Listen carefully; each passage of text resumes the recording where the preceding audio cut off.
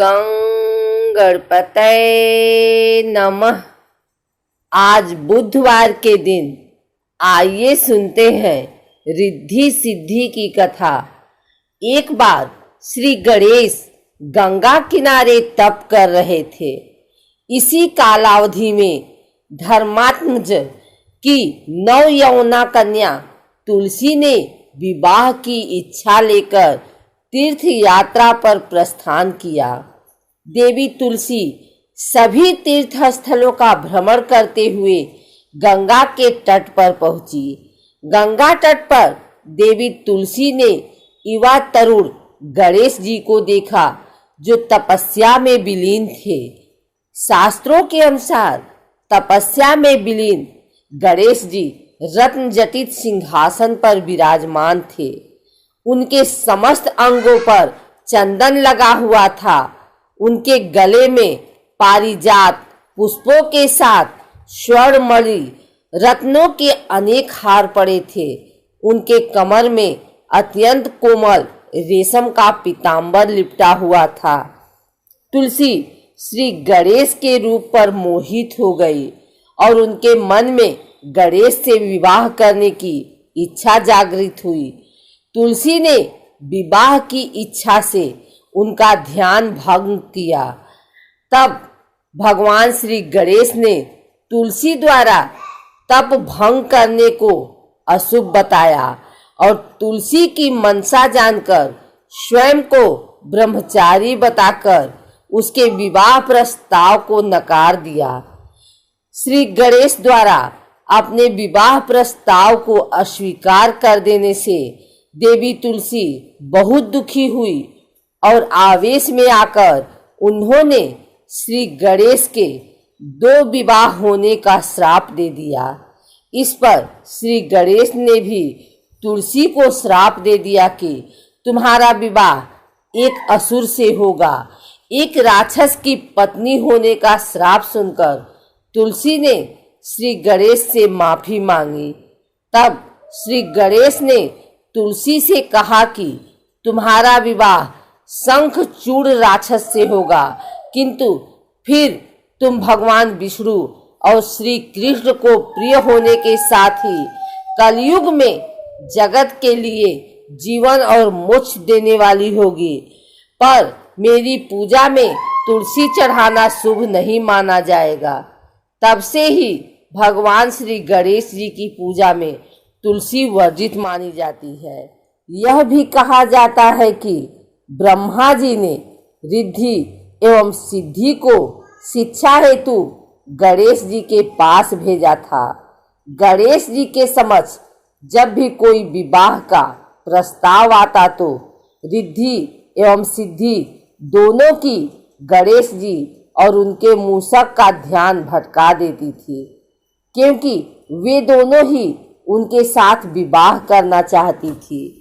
एक दिन गणेश जी सोच में पड़ गए कि सभी के विवाह हो गए, मेरे विवाह में ही विघ्न क्यों। फिर जब उन्हें रिद्धि एवं सिद्धि की हरकत का पता चला तो वे उन्हें श्राप देने लगे। तभी वहां पर ब्रह्मा आ पहुंचे और उन्होंने गणेश जी को ऐसा करने से रोका और रिद्धि एवं सिद्धि से विवाह करने की सलाह दी।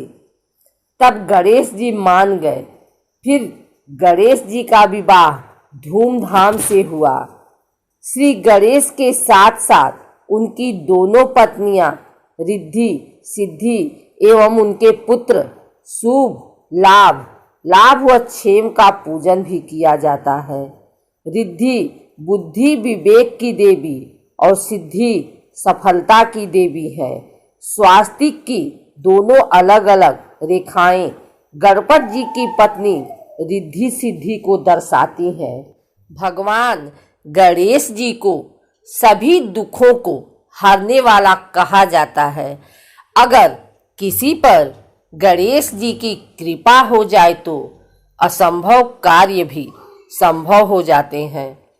हिंदू धर्म के प्रमुख 5 देवी देवताओं सूर्य, विष्णु, शिव, शक्ति, गणपति में भगवान गणेश की उपासना भौतिक, दैहिक व आध्यात्मिक कामनाओं की सिद्धि के लिए सबसे पहले और सबसे श्रेष्ठ मानी गई है।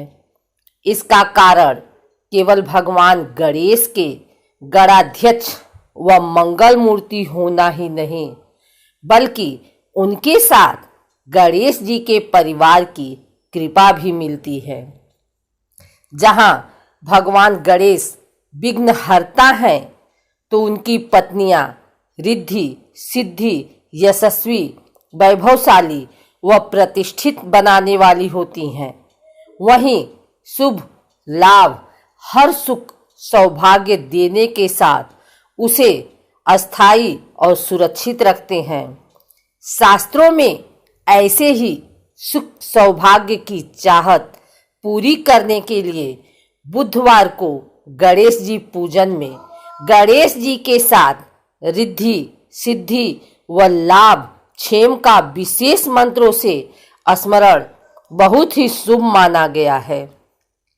बुधवार सुबह या शाम को स्नान कर रिद्धि, सिद्धि सहित भगवान गणेश जी की मूर्ति के जल स्नान के बाद उनके साथ पास में लाभ, क्षेम स्वरूप 2 स्वास्तिक बनाएं। गणेश जी व उनके परिवार को केसरिया चंदन, सिंदूर, अक्षत व दुर्वा अर्पित करें। श्री गणेश। ओम गं गणपतये नमः। रिद्धि। ओम हेम वडाय रिद्धये नमः। सिद्धि। ओम सर्वज्ञान भूषिताय नमः। इस मंत्र के उच्चारण के बाद भगवान गणेश जी को मोदक का भोग लगाएं। इसके बाद धूप व घी के दीपक जलाकर गणेश की आरती करें और गणेश जी से अपनी इच्छा अनुसार वरदान मांगें। आपके वारे न्यारे हो जाएंगे।